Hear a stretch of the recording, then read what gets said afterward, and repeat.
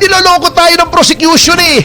Mentally dishonest ang prosecution. Yun. Gusto nilang palabasin itong findings ng auditor Masama. ay final na.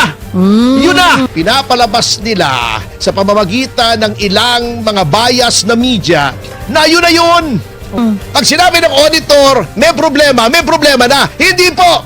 Tama yung sinasabi ni Atty. Poa. Hindi pwedeng mag-draw ka ng conclusion. Kaya nawawala ng interes eh. Yung mga tao Yes. sa impeachment. Opo naman. Kasi yun ang yun. Diba? Wala namang bagong sinabi itong si Wamil. Oh. Lahat yan napaliwanag na, lahat yan lumabas na. Kaya nasabi ng depensa, wala namang bago eh. Alam mo, hindi ko nga malaman kung bakit bumababa ang viewership ng impeachment. Eh di ba ang gaganda naman ng mga babaeng nandoon? Si Luistro. Ba't tayo panoorin si Luistro? Ganon. Si Laila de Lima. Ba't tayo panoorin si Laila de Lima? Kayo naman ang ganda-ganda ng mga yun eh. Si Lorna Capunan. Yung nangyari kahapon sa impeachment trial, alam nyo kaya nawawala ng interes eh. Yung mga tao Yes. sa impeachment. Opo naman. Kasi yun ang yun. Diba? One-sided love affair. Yun ang sabi na, one-sided love affair. Pagdating dyan. Ito naman ay magiging subject to cross-examination. Yo. Katulad nung nilabas Opo. kahapon ni Lorna Capunan. By the way, alam nyo, natatawa ako sa inyo, ano? Kasi yung mga loyalista, binabati ko sa ko. Ang mga kliyente ko daw ay puro mga kriminal. Absuelto naman mga kasama, 'di ba? Si GMA, Yes. si Joel Reyes, marami si FG. Opo. Na-absuelto naman po. At huwag niyong gagawing batayan yan. Kasi etong inyong iniidolo na si Lorna Capunan, abogado rin yan ni Janet Napoles eh. Yun nga, convicted eh. Yun. Diba? Naisip ko ba yun? At least ako, yung mga kliyente ko, una na kukulong, pinapalaya naman. Dahil kulang din sa ebidensya. Ganun lang. Opo. Di ba si Hayden ko, kliyente rin ni Lorna Capunan. Video scandal yun eh. Bago ako sasabihin ninyong manyak. Sino bang manyak? Hindi, attorney. Ganun talaga. Naman, Lalo kasi sikat yan, inaapi ka eh. Tingnan nyo muna yung mga abogado nyo. Pero tanggalin na natin yung personalidad ng mga abogado. Lumabas lang naman yan. Opo. Kasi na may personal kayo. Kami mga abogado, ginagawa lang namin ang aming katungkulan. Yun, tama. Katulad ni Lorna Capunan. At least, naipagtatanggol nyo. Hindi, alam mo, hindi ko nga malaman kung bakit bumababa ang viewership ng impeachment. Di ba ang gaganda naman ng mga babaeng nandoon? Si Luistro. Ba't tayo panoorin si Luistro? Ganon. Si Laila de Lima. Ba't tayo panoorin si Laila de Lima? Kayo naman, ang ganda-ganda ng mga yun eh. Si Lorna Capunan, Di ba? Ang gaganda. Di ba? Ba't tayo panoorin yung mga magagandang babae? Kayo naman, Busy. Busy yung mga tao ngayon. Para kayo nanonood ng Miss Universe. Ayaw nyo. Ayun naman, Mas unahin pa nilang mabuhay. Yan. Gawa na pakasalbahe mo. Hindi. Di ba, pag hindi ka nagtrabaho, wala kang kakainin. Unang lang mabuhay. Kala ko kung anong ibig mo sabihin, inuuna pa nilang mabuhay. Kesa manood sa mga... Hindi po. Yun ang karaniwang nangyayari ngayon. Anyway. Diba? Survival. Puntahan na natin ito. Alam nyo, wala namang bagong sinabi itong si Wamil. Why? Kasi ang tagal nang sinasabi ito laban kay Vice President Duterte. Yung sinasabing COA audit na meron daw discrepancy o failure, etc. As if yung auditor ang may final say sa correctness ng audit. Alam niyo po, unang-una, wala pong value yan, testimonya yan. Yung kahapon. Alam Yes. niyo kung bakit? Oh. Ito. Kasi niloloko tayo ng prosecution eh. Gusto nilang palabasin itong findings ng auditor Masama. ay final na. Yun na. Pag sinabi ng auditor, may problema na. Hindi po. Okay. Okay. Ako, matagal-tagal din ako sa gobyerno. Opo. 9 years din, more or less. Alam nyo, pag sinabi ng COA auditor, may problema, disallowed, meron pa yang motion for reconsideration.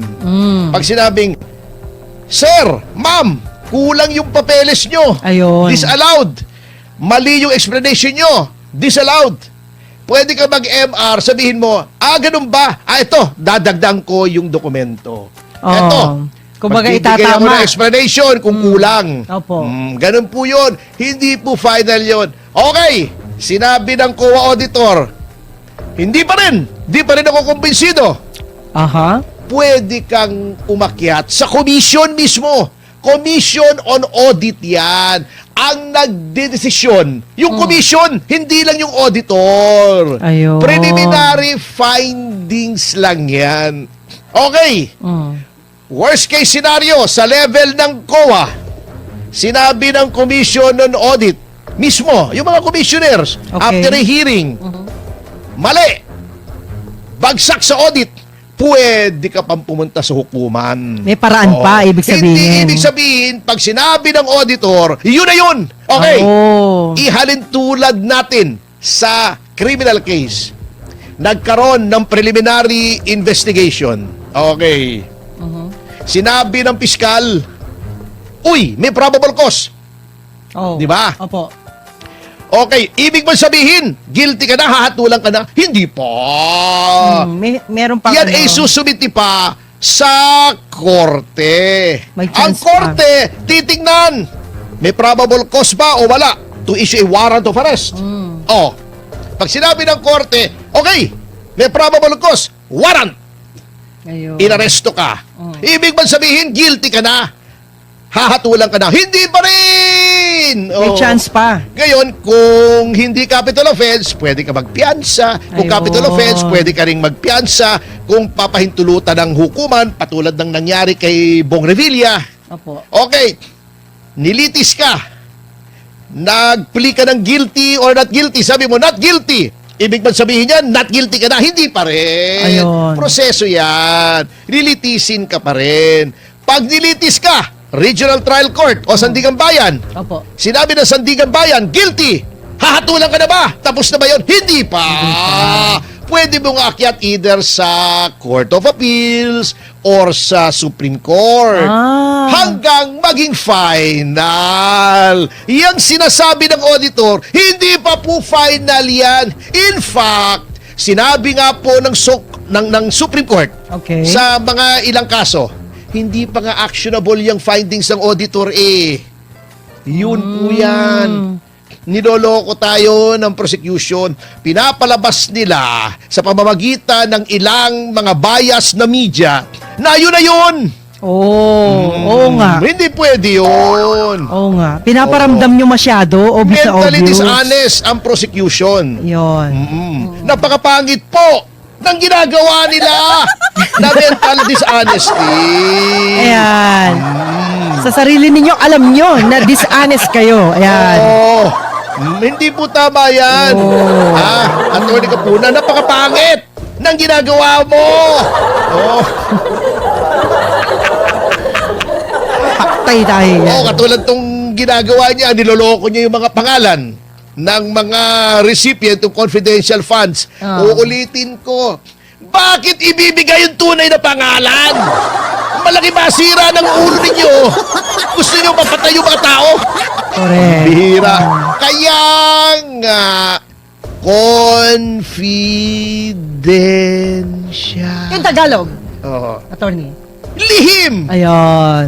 Yun. Yun o yun, Kaya pag inaalaw nilihim, yun alam for nyo na safety yun. reason. Yun. Pag nilagay nyo yung listahan doon, edi kumalat yan, patay yung informante mo. Oh, tama. Yun ang reason, di ba? Number 2, etong hindi sinasabi ng prosecution. Di ba sabi nitong si Wahil ba? Wamil, Si oo. Na Oh. si VP lang daw ang may confidential funds umpisa nung naupo siya. May 2 VP daw siyang nadaanan, may 2 sekretary ng DepEd, walang confidential funds. Oh. Ang hindi sinasabi ng prosecution, sino ba nagbigay kay VP Sara ng confidential funds? Di ba si BBM? On record yan! Ayun. Magkano Ba't di ang tinanggit? confidential funds kung saan kinuha yung 125 million ni VP Sara? Halos 5 billion Oh. na confidential funds ng Office of the President. Ayun. Di ba? Di hamak na napakalaki. Yan. Okay. Speaking of confidential funds, ang DILG at ang DOJ, dati hawak ng magkapatid na Rimulya. Tigpa 500 million ang confidential funds niyan. Bakit hindi nyo tignan? Kung saan napupunta? Bakit ito pinuntiryan nyo? Di ba? Para ma-impeach. Yung mga nasa House, bakit pinatay nyo yung impeachment kay Pangulong Marcos? Di ba double standard kayo?